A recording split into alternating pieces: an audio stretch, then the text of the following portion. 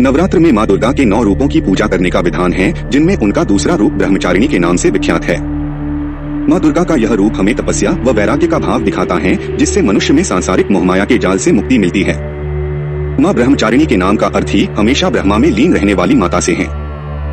दोस्तों, वैसे तो माँ दुर्गा एक है, परम शक्ति है माँ दुर्गा, परंतु इनके 9 दिनों में अलग अलग स्वरूपों की आराधना होती है। ये अलग अलग स्वरूप है। असल में सभी शक्तियाँ इकट्ठी होकर के माँ दुर्गा है।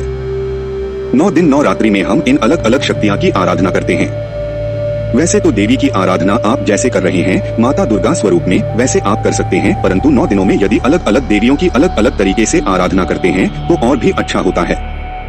माता दुर्गा का ये दूसरा स्वरूप माता पार्वती का उस समय का स्वरूप है जब वे तपस्या में लीन थी और भोलेनाथ को पति रूप में प्राप्त करना चाहती थी, तो उस स्वरूप को हम ब्रह्मचारिणी के रूप में पूजते हैं। नवरात्र के दूसरे दिन माँ को कौन सा भोग लगाएंगे?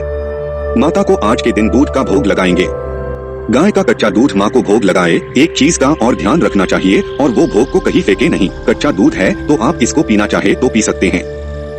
दूध से बनी हुई मिठाइयों का आप भोग लगा सकते हैं। माता के लिए आज आप चाहे तो श्वेत वस्त्र धारण कर सकते हैं या तो फिर पीला। वैसे आवश्यकता नहीं है कि अलग अलग रंग आप धारण करें। यह आपकी इच्छा पर निर्भर करता है कि आप क्या पहनना चाहते हैं। बस जरूरत है तो अच्छे भाव की। यदि दिनों के अनुसार पहनना चाहते हैं तो सफेद और हल्के क्रीम कलर पीले रंग के वस्त्र धारण कर सकते हैं, और नहीं तो लाल रंग का वस्त्र जो है सर्वश्रेष्ठ होता है। देवी आराधना के लिए विशेषकर सुहागिन महिलाएं और कन्याओं के लिए यदि इस तरह की पूजा आप लाल कलर के या पीले रंग के वस्त्र पहनकर माँ की आराधना करते हैं तो कुमारी लड़कियों को शीघ्र विवाह का योग हो जाता है। जैसे आपको कात्यायनी मंत्र का जप कराया जाता है तो बस सिर्फ लाल और पीले 2 रंगों का उपयोग किया जाता है, क्योंकि ये रंग अपने आप में बहुत ज्यादा सकारात्मक है। दूसरी चीज है दोस्तों की इन देवी की पूजा करने से आपका चंद्रमा मजबूत होता है। मानसिक रूप से किसी परेशानी के शिकार हैं, आप दिक्कत में है, तो आज देवी की आराधना करने के बाद सफेद चीजों का दान करें। इससे आपके चंद्रमा मजबूत हो जाएंगे। देवी ब्रह्मचारिणी, और इससे आपके जीवन में आने वाली कठिनाइयां समाप्त होती है। आज के दिन देवी का मंत्र है ओम ऐं नमः, और या देवी सर्वभूतेषु मां ब्रह्मचारिणी रूपेण संस्थिता। नमस्तस्य नमस्तस्य नमस्तस्य नमो नमः। इस मंत्र का जप कर सकते हैं। बस उस स्वरूप को याद कर लीजिए, और इस मंत्र को आप 1 बार, 2 बार, 5 बार, 11 बार इस तरह से आप जप कर सकते हैं। इस तरह से जप कर आप देवी की पूजा आराधना कर सकते हैं।